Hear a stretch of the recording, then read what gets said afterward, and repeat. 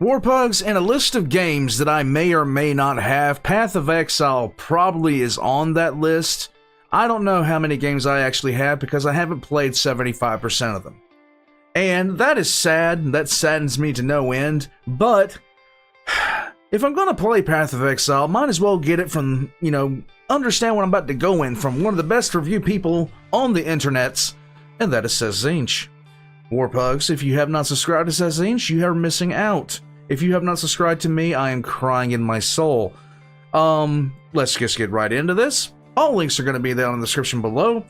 Warpugs, Seth is one of those people who I would trust to tell me about any car, any tool, anything. Because I know for a matter of fact that he would give me the most unbiased review known to man. Let's get right into it. Hey people, Hi. Seth here. What's up? Let me tell you about a game I've played on and off for years, Path of Exile. Okay. Path of Exile is a free-to-play Diablo clone action RPG, Oh. and much more of a spiritual successor to Diablo 2 than free could ever be. It's made...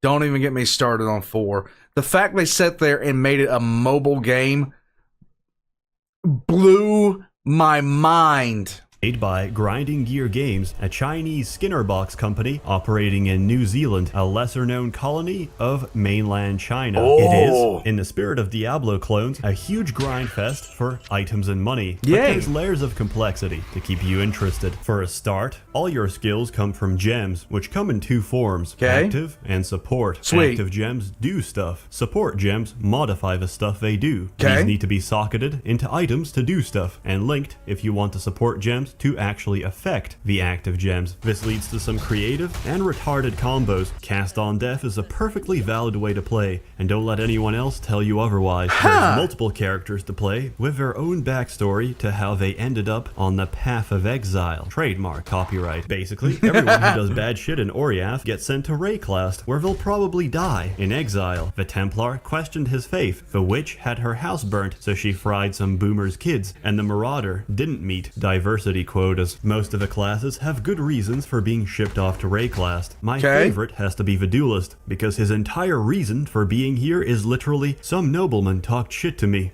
so I fucking killed him. What a guy. Seems legit. I'm all here for it, Warpugs. You can see where the inspiration came from for all the different settings. Rayclast is loosely based on New Zealand. The forests are filled with koalas who want to tear your skin off, and the beaches are filled with meth heads who want to stab you for your wallet. Your skills This sounds like half the cities I've lived in. mix with your gear, and these in turn are influenced by your passive skill tree, which is fucking massive. Just look at this shit. Every class starts in a different spot on the tree, but all the passives are the same. I thought Classes get to ESO choose was unique ridiculous. passives later on. This might sound very complex at first, and then you'll realize that nothing fucking matters except more life and damage. I recommend the first time you play to just do your own thing and experiment. Then, once you hit a brick wall and can't progress any further, look up one of the most meta builds for the current patch and brainlessly steamroll through the content. It's a learning experience, and there's a lot to do. Finishing the main arc of a story is just the start of endgame, where you will autistically tweak out your characters with more and more ridiculous setups until you burn out and stop playing until the next league. The classic life cycle of most Diablo clones, or in the This is excessively true, okay? case of one of my friends, finish Act 3 and tell me that the game's too short, because he missed the exit leading to the other 7 acts. When asked about his build, he said, "What do you mean linking gems?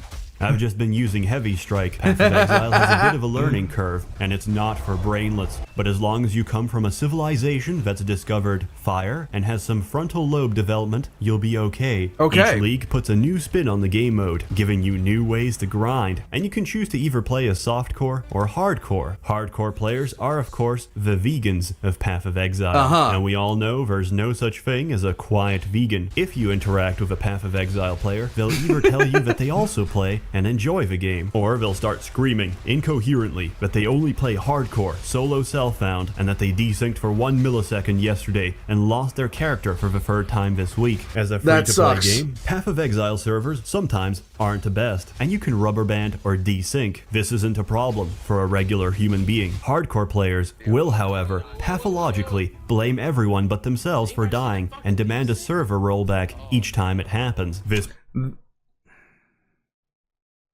This is half the games that I know of, okay? This is half the games that I know of. League of Legends. Pathological behavior extends into their private life, as many of them have, unfortunately, lost custody of a kids. Siphoning alimony payments into microtransactions ensures that their spouses receive minimal support. There you go. Their children may have mandatory visitation days, but they universally hate it. One child I talked to, Timothy, was brutally beaten with a bamboo stick after he picked evasion over a health node on the passive tree. Oh. And you know what? He got off easy, but the game is completely free. The only money you spend on it is on microtransactions, which don't directly influence gameplay. Even if you're not interested in cosmetics, you will, sooner or later, need practical shit like extra stash tabs and specialized tabs for holding currency items. Speaking of currency, that is the primary objective of this game, obtaining currency. Unlike fiat banking systems in modern countries, the primitive people of Rayclast trade items for rocks of different colors. You can smash these rocks in your equipment, denting and changing them in the process. An exalted orb is one of the most valuable rocks, and many players haven't even found one. Chaos orbs are far more common rocks, but appropriately rare enough that they're the gold standard for trading. The main point of Path of Exile isn't the creative builds, the metagame, or the challenge of getting to max level. It's trading. I sit here all day, plugged into Poe Trade, and I flip shit for hours and hours. I don't even leave my fucking hideout, which is beautiful, by the way. I'm so glad I picked Haku as my master. What other master lets you place dead fish and rotting bodies on the shoreline? What other master allows you to block the entrance with shipwrecks and pointy sticks? None of You ever get concerned about somebody? them, except Haku. I'm hooked into every API. I've got that shit on live alerts. I've got Poe Trade on my phone so I can lowball people for prices on alt accounts. I cannot even really say anything about this because I did station trading in EVE. And if you've ever played EVE online and been a station trader, you just sit there and monitor stocks. I match users with known sex offender registries so I can blackmail them into selling their lore weave for cheap. I make prints of all my trades and fax them to children in Malaysia just to inspire them. I buy shit cheap and I sell it higher. Why? For what purpose? To see the numbers rise. At its heart, this is the real meaning of Path of Exile. It's a cutthroat world out there, more brutal than any corporate position, but less paid and with longer hours. Do you really think you've got what it takes? Being good isn't good enough. Not when you're competing with hundreds of Russian spam bots on auto-refresh. Sometimes you'll even take a holiday to the beach, but you won't be able to relax. You'll spend all your time there sending out hundreds of trade requests a minute. There is no sleep. There is no rest. Just a 24/7 Beijing grind. You often do things so fast, you forget who you even messaged. Did Delve into my anus want 2C or free C for that ring? Or was that little pump suck from a minute ago? And you don't want to embarrass yourself by asking. Just act cool. Put a chisel on the table so he knows you mean business. Don't worry, he'll be back. They always come back. Trading is a wild place, and you can also hang out on the global chat while you wait, which is a great and intelligent place to be. Currently, they're discussing if it's gay to suck your homie's dick, ironically. But there's one rival in my quest for capital. How do you even do that ironically? Okay? Domination. China. The Chinese conspiracy on Path of Exile is plain for all to see. They've grown so bold, they don't even bother hiding it. Chinese gold farmers running hundreds of bots threaten the stability of our economy. Global chat is often spammed with Chinamen with Chinese names like or asking you to go to dogfart.com to buy Exalt orbs and Chaos orbs for the low price of $2 or 1 cent a piece. Respect. I love the racism in there too.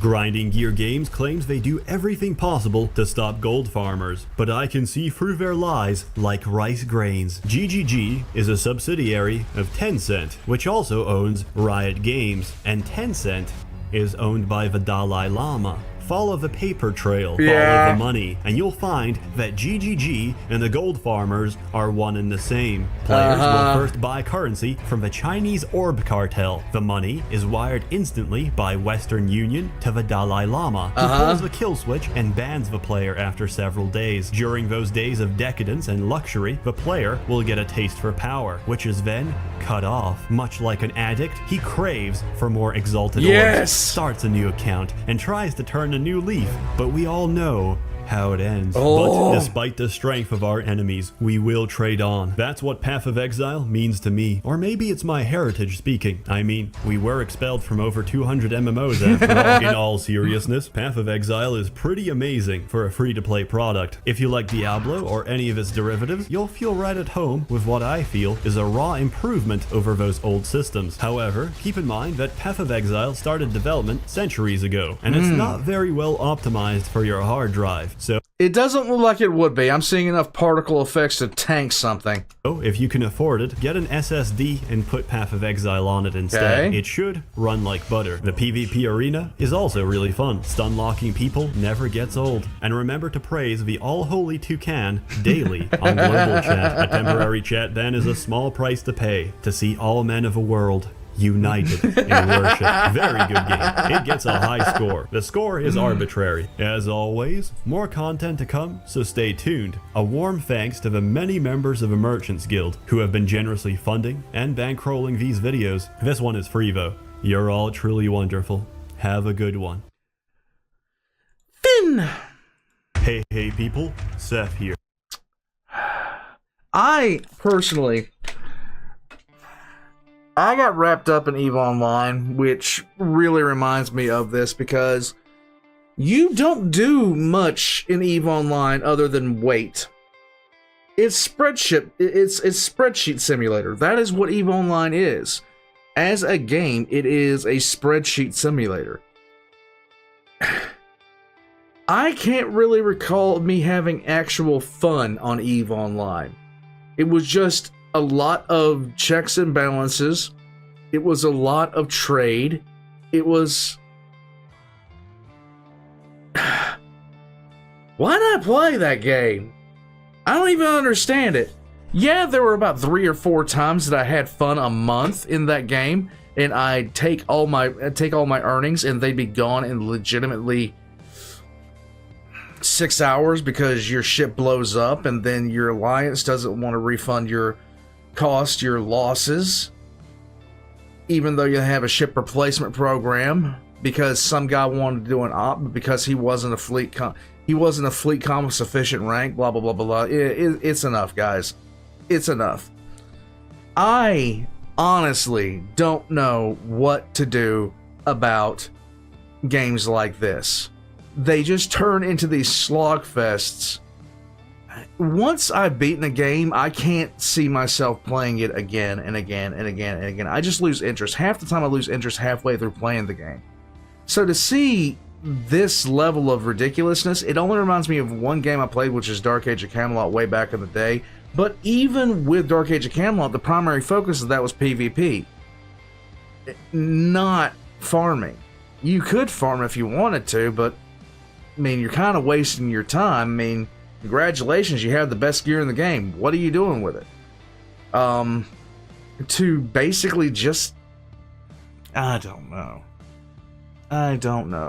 Warpugs, let me know what you think in the description down below, but for me, personally, this is not a game I'm ever going to install. I don't do well with economy simulators. I get addicted to them.